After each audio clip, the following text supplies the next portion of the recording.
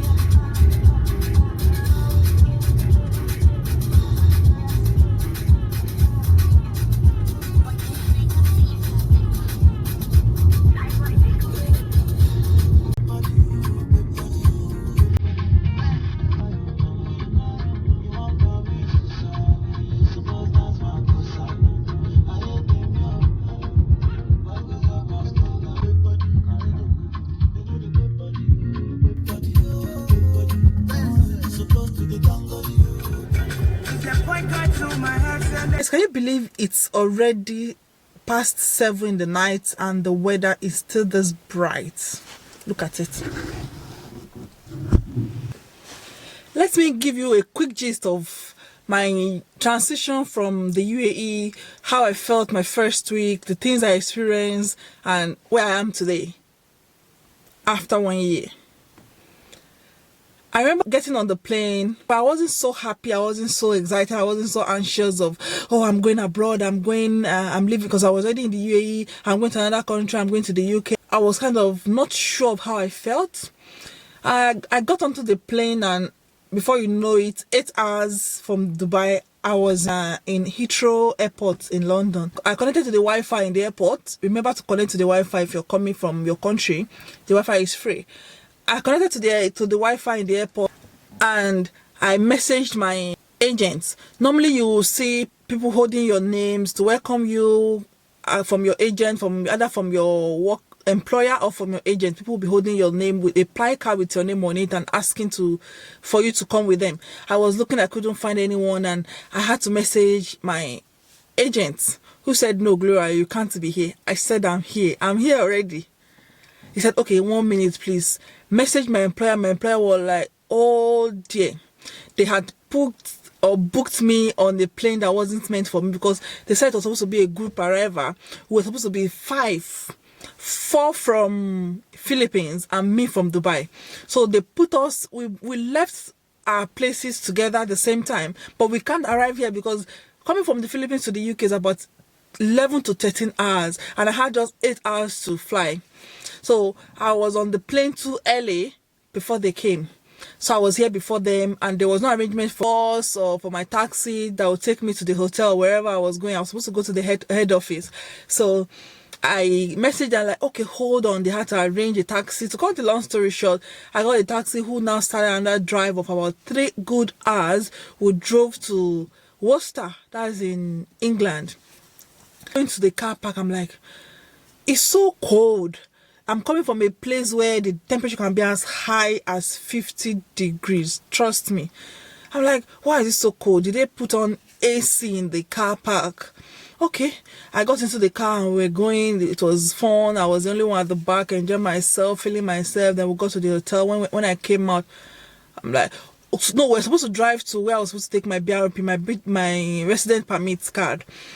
So we went there and it wasn't ready yet. So that was when I felt the breeze. I'm like, okay, I'm in the UK, it's cold. I got to my they call it B&B in Dubai. No matter how small that hotel, even if it is 1 star, even if it is half star, the hotel would be like classy, happy with your stuff, and I was feeling funky. When I got to the B&B, the place was this small. The staircase was as narrow as the lady at the front desk was like, okay, welcome, blah, blah, blah. Gave me the key and told me my room was somewhere, I don't know, upstairs in a B&B. There was nobody to help me with my luggage. You know, I was just coming from another country now. So I had all my load, my gari, if you know what I'm talking about, my everything, all my African food was in my bag. So it was heavy. I had to drag it up the staircase, and the staircase was so narrow. The bed was so tiny, single bed. The size of a bed that one of my sons will sleeps. I'm like, God, what am I doing here? Who asked me to come to the UK? The room was not that bad, but it was not that comfy either. It was so small. It's a box room. I'm like, God, is this why are these people so stingy with building? Is this what UK is like?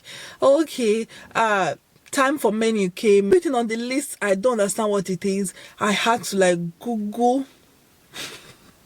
I had to Google those names before I knew what was it. And all their meals had chips.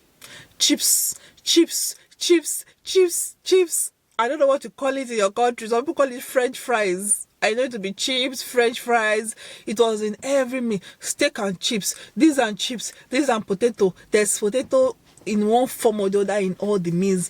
And I was in that place for 2 good weeks. We were doing induction where every day we go to the head office for orientation, for documentation, to know the laws, our rights, and the things we need to know about the country. And each time I felt, why am I here? Why am I here? I felt, because I've gone too far to go back. You know, when you've gone too far, that quitting is not an option. That was the stage at which I was then. If you miss one train, you have to wait maybe another 20 minutes, 30 minutes before you catch the next train. Train is not as constant. So you don't want to lose it, and you have to drag your bag. Then we sat and we traveled. Got to the airport. When I got to the airport, they said the bag I was coming with, I didn't buy anything extra aside the jacket I got in Worcester. They said my hand luggage was too big, and I had to pay £40 extra for that luggage for it to be checked in.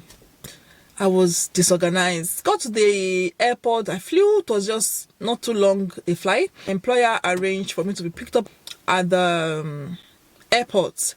I was taken to another B&B, which was better. It was better. That B&B is somebody's apartment. They have a very big family house with rooms they let. So you can only have breakfast there. You have to sort your lunch and your dinner. I was staying with them for about a week or 2. While I went to work, I resumed, but I couldn't work. I couldn't do anything because I need to get my police clearance to say, yes, I'm not a criminal before I can even lay hand on anybody. So during that period, I was doing induction. I was online doing some training you do, boots to be able to administer medication and some other things you do on the system. That was what I was doing for the first few weeks until my DBS, my police clearance came through and I was free to start working. I was in that B&B for another 2 weeks. It was not as bad. It was comfy because I was able to go to town, to go to the high streets to get food, where I got Indian food, other food. Remember when I was in Worcester, the first 2 weeks I was in Worcester, I never tasted rice. These guys don't eat rice. Like, who don't eat rice in this world? They don't understand my pain. It's just chips. Everything is chips. But yeah, I survived. And then I moved from that B&B. There, I started looking for my accommodation. Initially, my employer, they usually get accommodation for you, but it got to a point where they said a lot of people that came into the country were complaining about the accommodation they are getting for them, so they stopped getting accommodation for anybody. So once you come, you need to look for your own accommodation. I started looking for accommodation that would suit me. I was on it for another week. I had to move from that B&B because someone else was coming to check in to a hotel. From that hotel, I was in that hotel for 1 week. I had to move to another B&B again. That B&B, the other B&B I moved to was lovely because there I could cook. It's just a couple whose children are grown up. They've got 3-bedroom flat, and they were using just one room. They're using 2 as B&B. So I was in one of the rooms. I could go to the kitchen. I had to get my cutleries, my cooking stuff, and I started cooking bit by bit. That was how I started adjusting, and I will begin to feel at home a little bit, feeling relaxed. Of course, there's internet everywhere to contact your family, but the first few weeks are not the funniest moment. That time when you feel like, oh God, what am I doing here? But a 1 room in another person's flat. She's got a lot of rooms. I think 5 bedroom. Myself and my colleague, we moved into one of the rooms each. Life was becoming more easy. That was from there I have to move to my own flat. By the time I moved to my own flat, that was the time I now felt, yes, I'm now in the UK. It was not as difficult as it was at the beginning, and as time has gone on, I'm beginning to adjust. That there are bumps, there are lots of challenges along the way. Even at your office, it's not everybody that is your friend. Even at work, things may look really difficult. Life may look tough, but I want to tell you something. You can do it. You can do it. If I've done it, I'm here today. After the first period of coming to the UK, I've never had any regrets. A lot of people have asked me, why did I leave the UAE, Dubai, that I don't pay tax on my salary? Why did I leave it to come here? And I said, it's a personal reference of not just for today, it is about the future. Like what I want for myself, what I want for my family, in the nearest future, not about today. So depending on what you want in life, please do not give up. You know, I always tell you, you can do it. You can do it. Whatever your dream is, even if it's not traveling to the UK, especially if you're making a very life-changing decision of traveling abroad and changing your career, starting afresh, it is a tough decision. And if it's for you, you're not going to regret it. And that's just my little chat about how 1 year has been so far. And today I can say settling down. I'm not there yet, but I would say it is not the same with when I came into this country. I've got my family, I've got my job that I'm happy with, I've got my life going, and I've got plans. I know a lot of challenges will still come, but I'm going to say thank you to every one of you for being part of my life, part of my YouTube career, part of my work career, part of my life in one way or the other. I want to say I love you, and keep being you, keep doing good. Thank you.